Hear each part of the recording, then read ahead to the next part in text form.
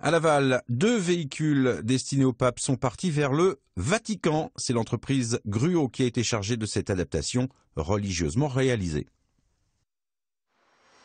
Bonne opération pour l'entreprise lavalloise. Près d'1 an de travail pour ces 2 Kangoo électriques spécial VIP, Very Important Pape.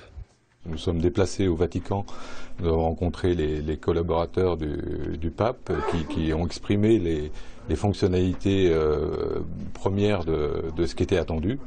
Et donc pendant cette première phase de 6 mois, nous avons fait un avant-projet, les points clés étant un véhicule silencieux et ouvert sur l'extérieur.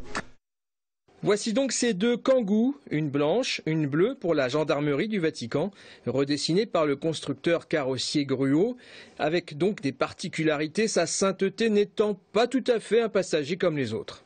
Avec un marchepied électrique qui s'ouvre en fait à l'ouverture d'une porte, comme vous le voyez, est une porte un peu bizarre, est une porte antagoniste en fait qui permet une ouverture en fait à l'envers et d'avoir un maximum d'accès, donc pour que le pape puisse s'installer confortablement en fait à l'arrière de ce véhicule. C'est Patrick Gruau, le PDG, qui a remis les clés à Benoît XVI mercredi dernier aux côtés de Carlos Ghosn, le patron de Renault.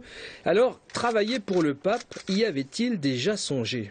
Oui, parce que c'était déjà dans les rêves de mon père et de mon grand-père, puisque à une époque nous avons réalisé des véhicules pour les journalistes, pour la venue de Paul VI en France. Donc cette idée avait déjà germé à une époque. Mais là, c'est la raison pour laquelle, lorsque cette proposition nous a été faite, eh bien nous l'avons saisie évidemment.